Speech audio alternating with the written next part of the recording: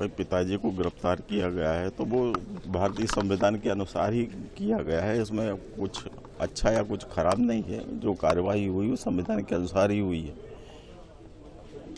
जिस प्रकार से जो 14 घंटे में जमानत दे दी थी, काफ़ी हैरानी हुई, दुख की भी बात थी। अब चूंकि जो कदम उठाए हैं उससे क्या लगता है कि और भी कोई स्टेप उठाने की आवश्यकता है, आपको लगता है? भारतीय कानून में इतने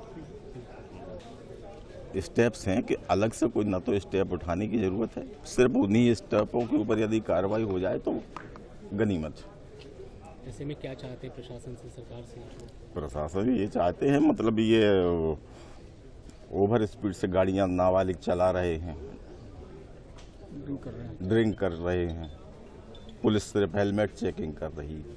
मेरे कहने का मतलब ये, बाकी चीज़ों पर भी तो चेकिंग होनी चाहिए। जबलपुर की जनता खुद हेलमेट चेकिंग से परेशान है। बाकी नंबर विदाउट नंबर प्लेट चल रही हैं, ओवर स्पीड गाड़ियाँ चल रही हैं, रात में 1 बजे किसी को भी डैश करके चल दे रही हैं। क्या है, ये सब बंद होने चाहिए। हेलमेट को छोड़ के भी कुछ कार्रवाई होनी चाहिए। परिवार के लिए बहुत बड़ा सदमा था, बहुत बड़ा आघात। किस प्रकार का आशी के सपने थे आगे की, क्या आप लोगों से शेयर करती होगी घर में कभी? उसके सपने तो बहुत बड़े थे जो रह गए बीच में। क्या है, अब बोलने से क्या होगा। पुलिस कमिश्नर को भी हटाने की वहाँ पर मांग की जा रही है। अब सारे संगठन लामबंद हो रहे हैं। पुलिस कमिश्नर रहे, वो चाहे दूसरा आए चाहे वही रहे, कानून का पालन होना चाहिए, तब तो बात है। दूसरा आएगा वो भी वैसे ही, तीसरा आएगा वो भी वैसे ही, तो फिर कानून का पालन कौन कर रहा है?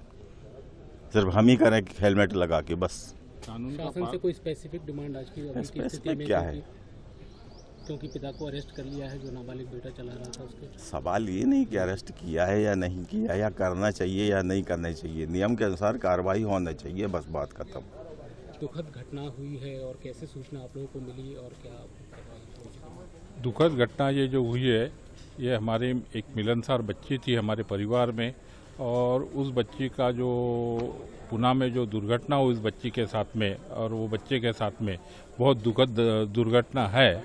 और हमको रविवार को करीब करीब पीटीआई ये वार्ता मिली जो बहुत दुखद थी।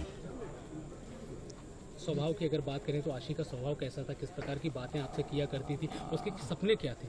अश्विनी जो थी वो पढ़ाई में बहुत अग्रेसर थी और आईटी इंजीनियर वो हो चुकी थी और आईटी में वो जॉब चल रहा था, उसका पुणे में ही जॉब चल रहा था। माँ बापों ने उसको बहुत अच्छे ढंग से पाल पोस कर यहाँ तक पहुँचाया है। और आज जो उससे के साथ में जो हादसा हुआ है, वो हादसे से वो उनका बहुत दुखद आघात उन पे हुआ है। और ये आघात के लिए जो भी जिम्मेदार व्यक्ति है उसको कड़ी से कड़ी सजा इसमें मिलना चाहिए। बड़ी हैरान करने वाली घटना थी। 17 साल का नाबालिग करोड़ों की गाड़ी चला रहा था। आप लोगों को जब सूचना मिली तो क्या बीती आप लोगों के ऊपर, और इस घटना को कैसे देखते हैं कि बच्चा चला रहा था? 17 साल में बच्चों को गाड़ी देना, ये जो भी है माँ बाप का, ये बहुत उसके लिए वही दोषी है। और जो भी बच्चों को जो जमानत दी हुई है गवर्नमेंट ने, एक्चुअली वो जो सही नहीं था, लेकिन फिर भी अगर वो माइनर अगर है तो इनको जो चलाने के लिए आज ये गाड़ी दी गई है। और वो जो पब में गया और वहाँ पे उन्होंने जो भी ड्रिंक्स लिया, ये किया वो किया, ये सब के लिए उनके माँ बाप दोषी है और दोषी को कड़ी से कड़ी सजा कानून में मिलना चाहिए।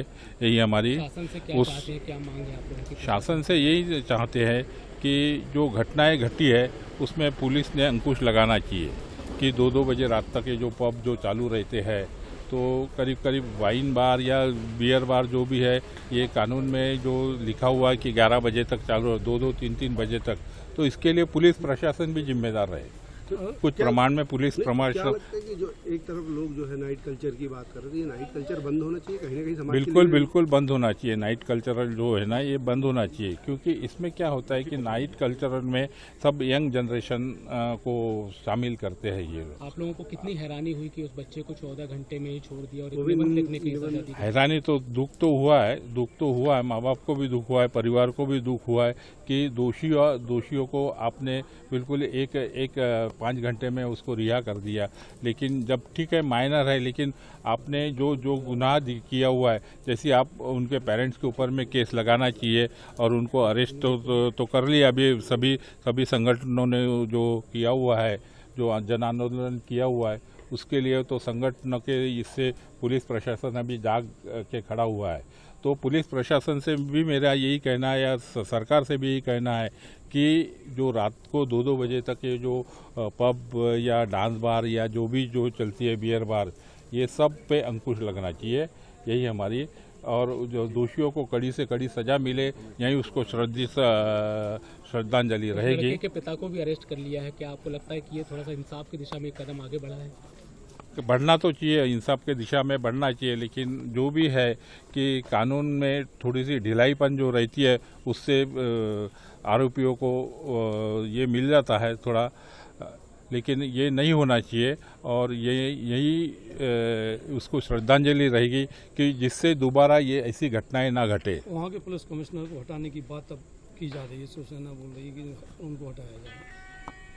देखो, पुलिस प्रशासन हटाने से इसमें कोई ये नहीं होगा, दूसरा आएगा, लेकिन दूसरा भी जो भी आएंगे, कमिश्नर साहब जो भी आएंगे, उन्होंने भी उसी प्रकार से वो कानून को न ढिलाई करते हुए उसको सख्त से सख्त अपनाना चाहिए। कानून को सख्त से सख्त, चाहे बड़ा हो चाहे छोटा हो, इसमें सब। नाम बताइए आप। और मेरा नाम मधु गुन्नाड़ है और मैं सामाजिक संगठनों से जुड़ा हुआ हूँ और नागपुर में मेरा रहना है।